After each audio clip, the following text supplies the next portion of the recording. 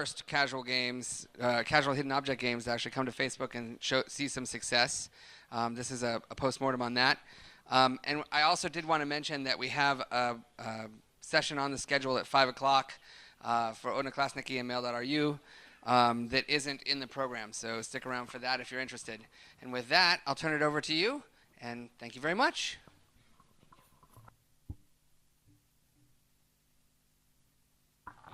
Yeah, I guess it is. I'm not even sure if I need this, but okay. For the recording, all right.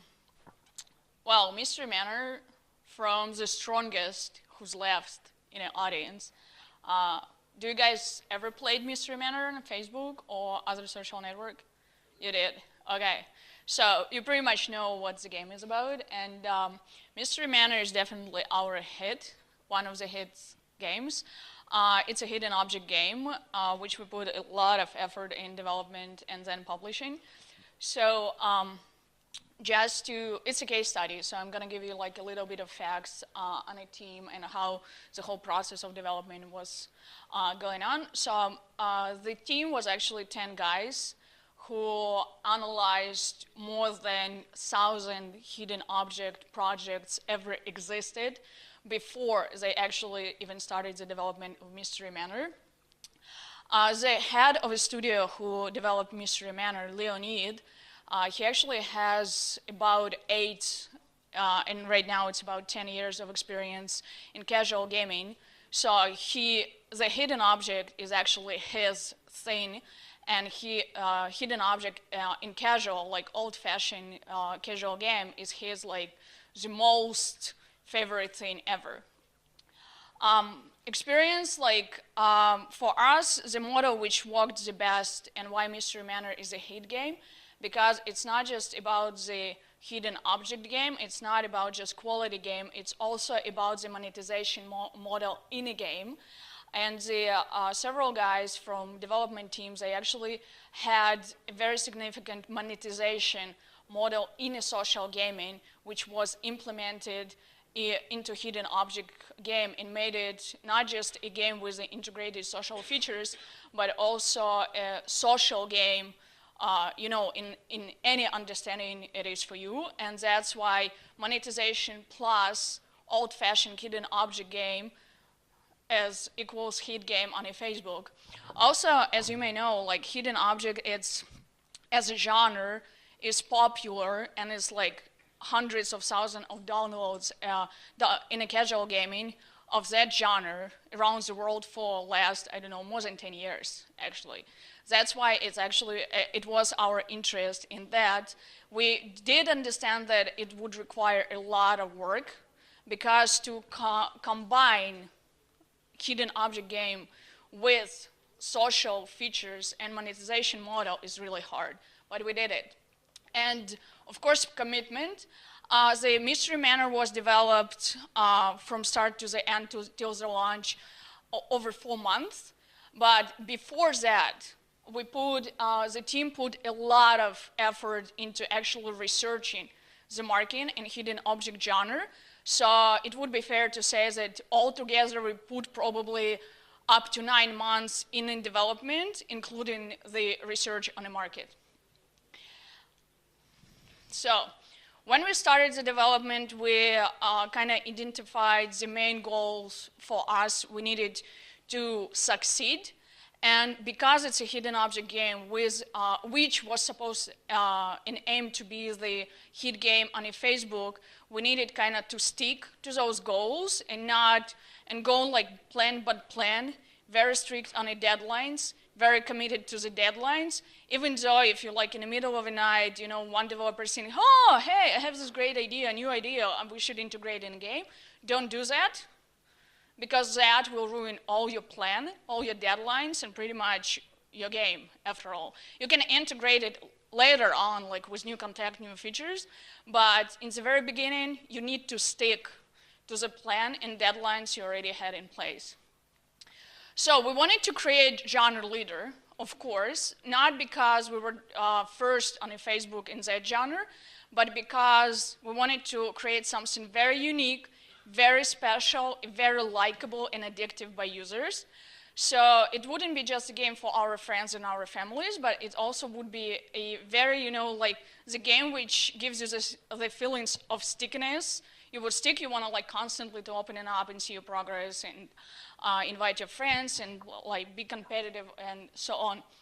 So it's had to be money game, of course, because by the end of the day, revenue is matters, of course.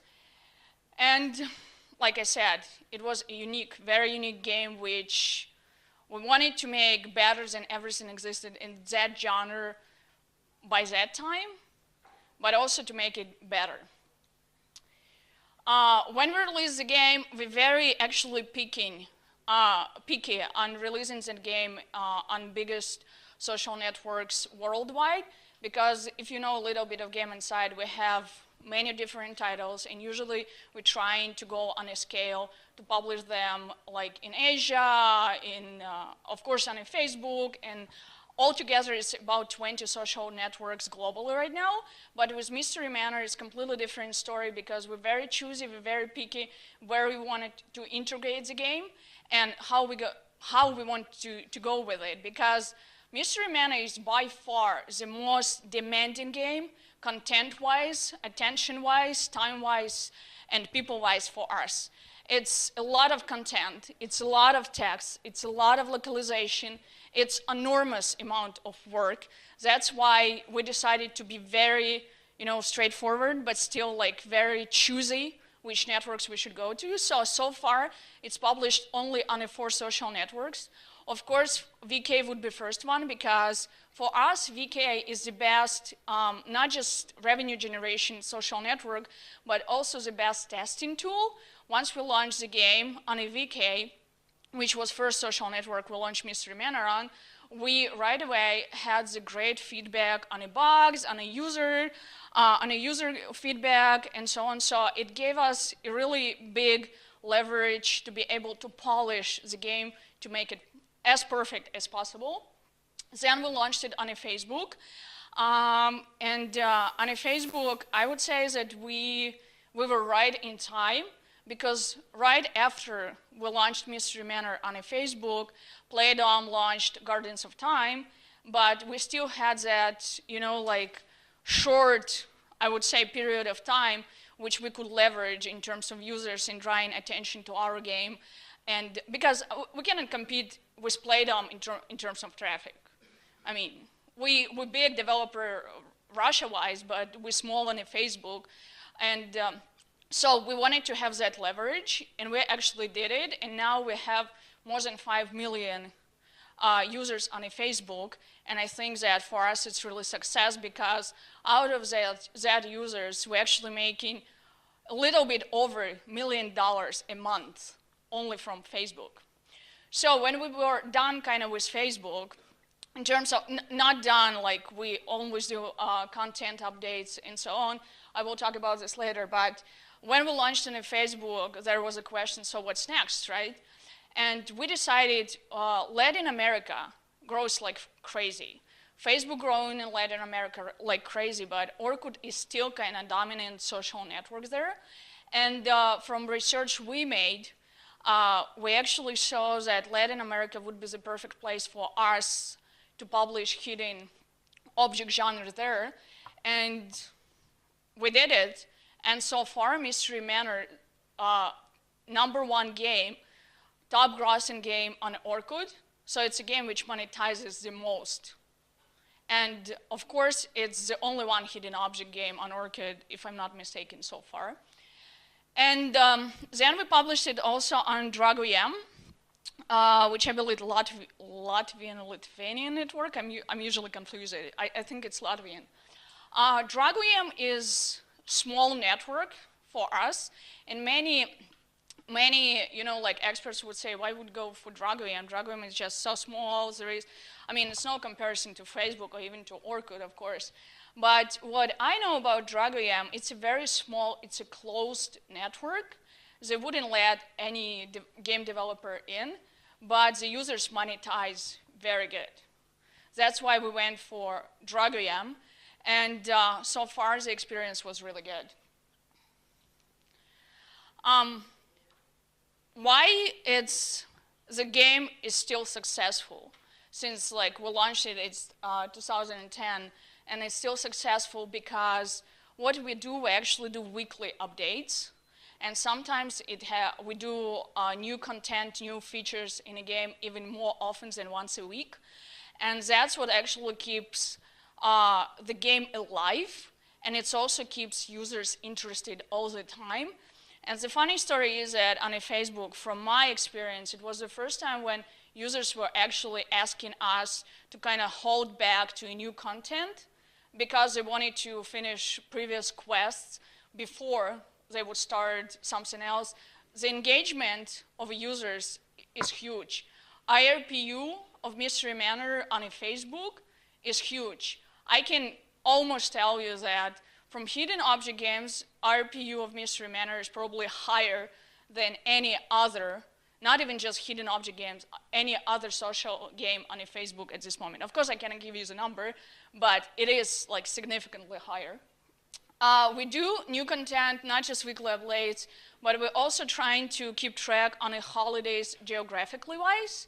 So for example, if China or Japan or Brazil or any other country have different holidays all the time, we're trying to implement direct geographic, like Japanese content for wherever they have like White Flower Day or something. We would integrate just specifically for that country.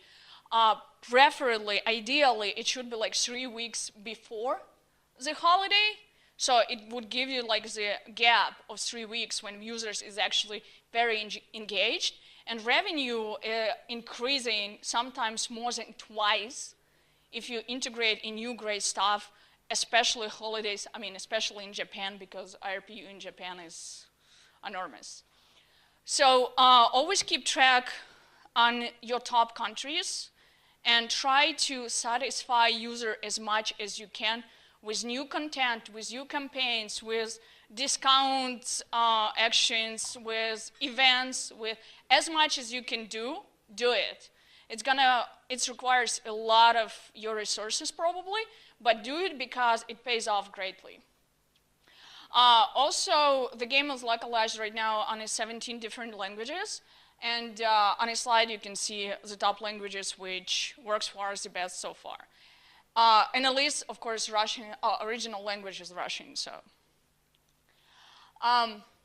Mystery Manor has a little bit unique, I would say, monetization model. It's very traditional in terms of social game, but it's very different from hidden object game. And to combine those two, you will have a hit game. Also, you need to have, my advice for you would be, you need to have like tons of different options for user. Somebody likes collectibles, somebody likes to present gifts, somebody likes limited items in a game, somebody likes, I don't know, specific events kind of time. So as much options in a game as you can give and develop and integrate, do it. Do it some foundation. For us on a foundation, I think we had around 40 different options for users to buy stuff. And now we expanding greatly every week, pretty much. We're still keeping some fundamental stuff for users to buy, and that's how we monetize, of course. But we also do a lot of like limited edition stuff, a lot of like unique gifts which you can buy in for example, give to a user only on a certain level. And other users can see that, so the competition is also in place because they're trying to reach, you know, like the higher level faster. So they're gonna pay for like energy and like experience and everything right away. So as much options as you can give to users as the best. Just think about it. Don't put it everything like at the same time. But do the fundamental, like a lot of options, not just like one or two gifts, for example, or collectibles. Do a lot of it. And it's also kind of, I need to say this, erased for us the issue of hidden objects. The biggest risk is that hidden object repeats itself, right? The game cycle, it repeats itself all the time. And for hidden objects, that could be a reason for failure.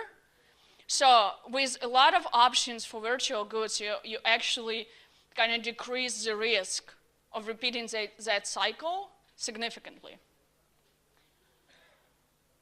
So for us at this time on a Facebook, competitors only, of course, is Gardens of Times by Playdom. And like I said, the Gardens of Times was launched later on, so we had leverage to kind of monetize and interact and interested our users before that. And the future competition, like soon to come, I'm pretty sure, is Zynga's hidden object, Hidden Chronicles, which in my personal opinion, and it's not Game Insight's opinion, in my personal opinion, looks a lot like Mystery Manor from what I see from the screenshots. But you know, with us and our side, we're not nearly as big as Zynga, so I would say it's a compliment. Zynga copying our game, come on guys, it's a compliment. I mean, seriously, some you know, Russian developers, like not so many people are heard of so far, like, so yes. Outside of Facebook, we don't really have any competition right now. And if you decide to create a hidden object game, please do, because we love challenge, and we want, you know, we want to other developers succeed in that as well. And why there is no competition outside of Facebook for us right now? Because, like I said before, it's difficult to find the perfect balance between old-fashioned casual game and social game in that particular genre. There is also, when you can have experts in your team who knows how to monetize social game, but how to do that on a hidden object genre, it's a lot of, you know, those small details and things you need to learn and polish your game before you actually start to make some money out of it. It's like I said, a lot of content needs to be developed, a lot of time and effort and people needs to be invested in it. And there is high risk to fail due to traditional understanding of hidden object game, because hardcore gamers would probably go rather for downloadable, you know, like hidden object games than for social one, because I'm pretty sure that hardcore gamers don't really even think that social games are real games. So you need kind of, you know, balance and be very, very careful how to attract those users. And if you can attract those users, that would be amazing and great. So for us, for Mystery Manor next, of course, we're going for mobile. And mobile version of Mystery Manor is gonna be out really soon. Like, well, ideally within the next couple weeks. So, and I hope that that's gonna be successful as well, because everything turns mobile, and mobile is the future. So we're going for mobile, and also we standing pretty strong on Android and iOS at this moment. I kind of need to brag about it. My country is actually #1 top grossing iOS game right now, which means that our games, my country, makes the most money on Apple stuff at this moment. And we held #1 position on top grossing Android for a long time, and we just recently been kicked out several positions down, but we still have really strong, you know, like really strong position on Android. So Mystery Manor definitely would be the game which needs to be put on mobile, because the revenue would go through the sky. I'm kind of betting on that. So, and that would be it for me. I think I'm on time, right? Absolutely. Okay, great. Any questions?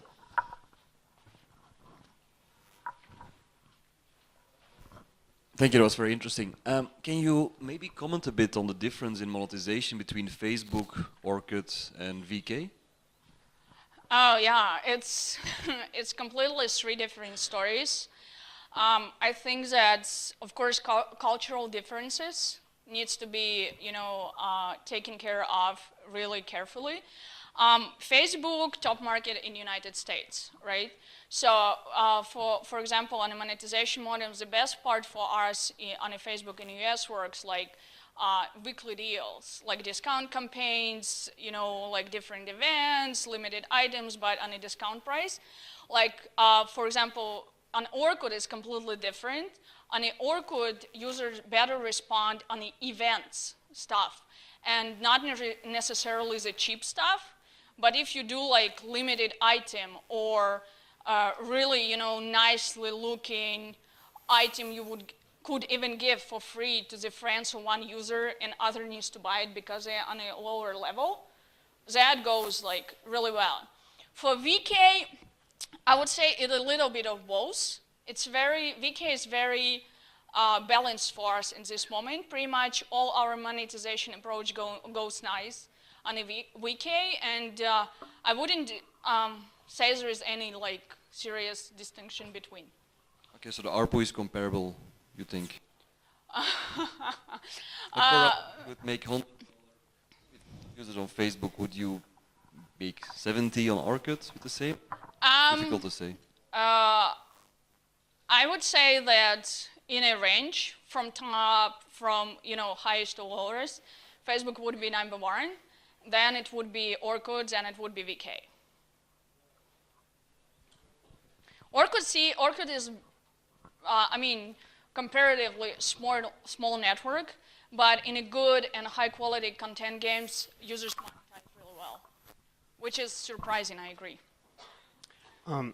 As this presentation being kind of postmortem, and you told a lot of what went right, but was it something that went wrong? Something you could advise your competitors to be not to do?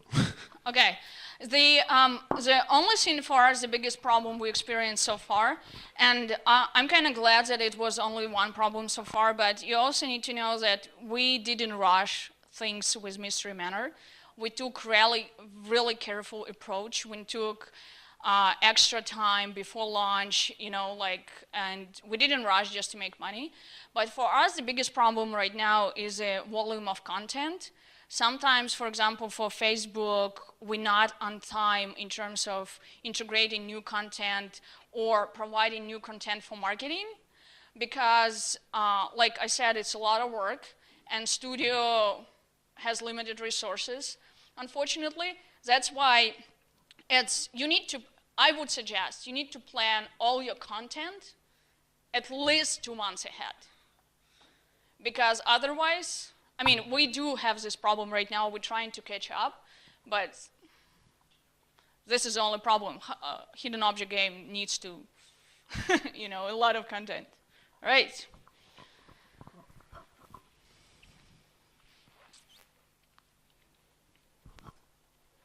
Is there any significant change in demographics in networks, between networks? Yes. On a Facebook, our average user, I would say, would be a female, 30 years old plus, housekeeper or, you know, working from home female. On Orkut, our demographics would be younger, significantly younger user. It's 22 plus. I'm sorry? No, male. Male, younger audience on Orkut. It's completely different. For VK, it's actually more balanced. It's, I would say that female just a little bit more in a percentage than male, but not that significant. And for Dragoyan, we actually have balanced between male and female, but it's also younger audience. Do you have different content updates for those channels based on the different demographics, or is it all the same content across all of them? It's pretty much, I mean, unless we targeting special holiday in special country, it is the same content, and we're trying to make it like pretty much, you know, universal because it's like zombies and vampires, and so it works for everyone.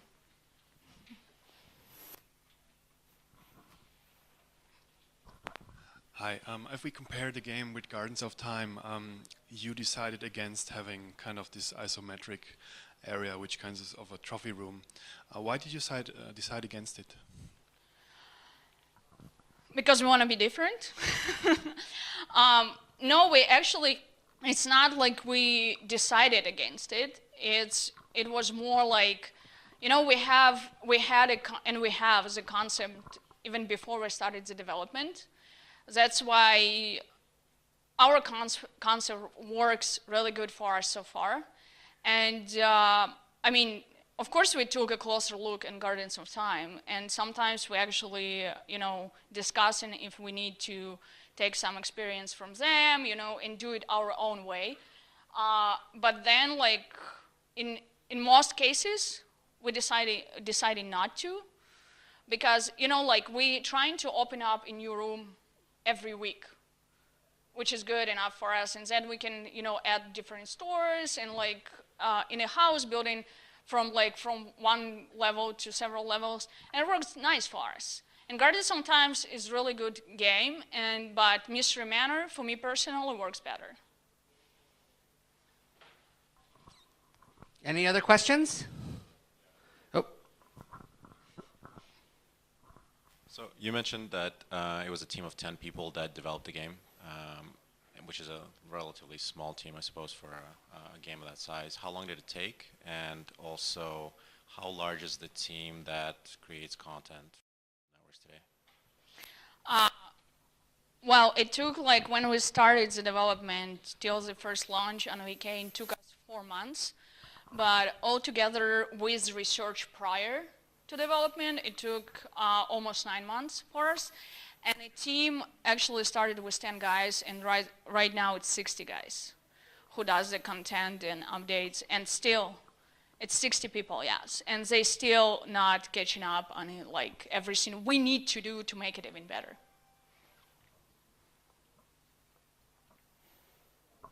Okay. thank you very much. Thank you, guys. Fly safe tonight.